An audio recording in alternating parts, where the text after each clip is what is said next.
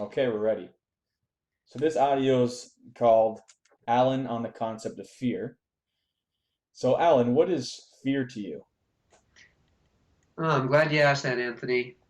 Fear's anything that you resist in your life.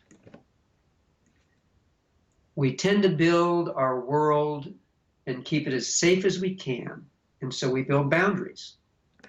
And those boundaries, we want to stay away from them because anytime we touch those boundaries, we get uncomfortable. Right. And you might say, well, I'm just a little uncomfortable, I'm not really afraid. But any discomfort is a piece of fear. And if you want to move beyond that, it's not hard to do. It just takes feeling. Exactly. And now, some people think that fear is a necessary part of life. What's your view on that? Do you think fear is necessary? I don't. I Okay. believe that we're brought up to believe that. And I think our teachers and our friends all believe that. And so we're taught that we have to protect ourselves, that we need to stay away from certain topics or certain areas in order to stay safe. But you don't need to. It's just what we're taught to do because of their fears. Right. So the fears compound. One person has the problem, they tell somebody else to be afraid, and that person tells somebody else to be afraid, and all of a sudden everybody's afraid, and none of them need to be. Maybe 1 in 100. Yeah.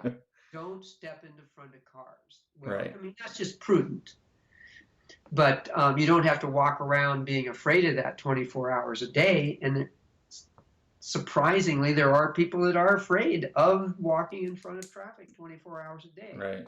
That's an extreme case, but things get built out of proportion and it gets additive. Don't step in front of cars. Worry about that all the time. Look Yeah. both ways. Don't go outside your house because the neighbors are not nice. Don't do this. Don't do that. Yeah. So we have to start changing all that, changing those fears. Right. And we do that through feeling and letting the feelings unwind instead of keeping us trapped in that world. Right. Now, even that concept of be afraid of an animal biting you, or be afraid of walking in front of a car. Does the fear itself actually even help that? Or could you be fearless of walking in front of a car and maybe still have a little mechanism inside your body that can still kind of guide you properly? What do you think of that? Yeah, I mean, there's common sense. Right. Large objects Yeah. impacting smaller objects don't give good results. Right. Yeah, So yeah, yeah, you don't necessarily have to be afraid of walking in front of a car, but you can kind of, what we say, feel that feeling of fear, and something bigger will kind of take. You'll be guided by yourself, the right thing right. to do. You'll be self-reliant Right. rather than building your life around the fears that have been pushing you because of what somebody else said. Yes. It's like don't jump out of an airplane without a parachute. It's just common sense. Yeah. So, like you said, it's a lot of dogma. A lot of these things are accepted without even questioning, and I think fear is one of the biggest ones. Some people will use fear as a motivator. So, getting out of a Yeah, comfort zone. What do you think of that? and you sure can. It certainly does motivate people, Right. but it doesn't teach them to be free. It teaches them to be afraid more and Right. to fight. And that's one way to live, and it's the way the Western culture, particularly, well, I don't know, just about every culture Yeah. has done in order to control people. Right. And as we unwind our fears, we find that we don't have to live that way. We can be free. We can experiment with our world and give ourselves opportunities to step into where other people fear to tread, but not because we're afraid, but because we're free. Right. And that actually gives you even more things you can do rather than having to fight them. Your mind is clear. Your body's relaxed. You're not in this fight or flight mechanism. You're in a peaceful state. And when you're in a peaceful state, you're really effective. Right. So what would you say when people move out of fear and feel that fear? What do you think is people are motivated by? What would be that other?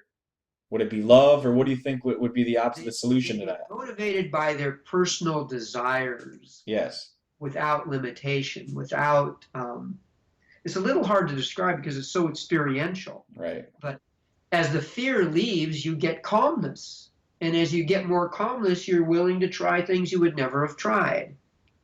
And so that means that you're willing to go way beyond your what you believe you could have done Right. in a good way. In other words, let's say you want to make $1 million. Yeah. Let's take something that Yeah. everybody's motivated about, money. You're right. But they're afraid to take a chance. They're afraid to spend any money to make money. Right. They're afraid to meet people because people have taken them, and taken their money in the past Right. instead of help them to build it. Right. But you unwind those fears, and in the process of unwinding those fears, you also start meeting people that are good people. Yes. Because you're no longer putting out the vibe that you're afraid. There's less people feeding on that fear and say, oh, there's somebody I can take. Yeah. It's not a conscious effort necessarily on the other person's part, Right. but they have this sense that, oh, I can take advantage of this person. And Right. as you get more and more free and more open, then you start meeting people that say, hey, let me help you with that. Right. And we can both make some money, and let me show you how before you commit to anything. Right. And then it grows. And as you get more free, Yeah. you'll run into bigger other boundaries that say, okay, this is as far as I'm safe. And then you unwind. Find more. And eventually you're just, in a classic Eastern sense of a yoga person or something, you're being. Yes. And you don't have to be a yoga person. You don't have to be a metaphysics person. You don't have to hide in a cave. You can live in a 3-bedroom house in suburbia and be free Exactly. and happy. And then that's, as you unwind the fear, you end up with happiness. And then you unwind more and more fears that may not seem related. You start getting bliss. This is almost as if we're stepping into the unknown, because this way of being is really unknown to, I mean, probably 99% of the world. So it's kind of takes a little maybe of an act of courage, would you say? Yes, I would say it Yeah. definitely takes an act of courage. And the 3 things that it tends to take: an act of surrender, in other words, the willingness to feel things that are upsetting. Yeah. It takes courage to do that because, it's unknown. Yep. And the third one slipped my mind. I always say 3, but let's see. Courage. Oh, and faith. Faith that it will work. Yes. And then that faith is So proved. time. And the faith is proved after, because when you do it, Yeah. it's proven to be, I mean, in my experience, and I know hundreds of thousands of your students as well. Well, I mean, do you have any other final thoughts on the word fear that you think may help the viewers here? Well, I think the final thing would be, you don't need to fear it, but you do need to feel it. That, And if that's interesting to you, we got teachers that teach classes. We've got practitioners that do just healing work and kind of will help your body achieve that without your having to do much other than show up. yes. We've got coaches that'll work with you one-on-one. And all you need to do is be willing to take a step.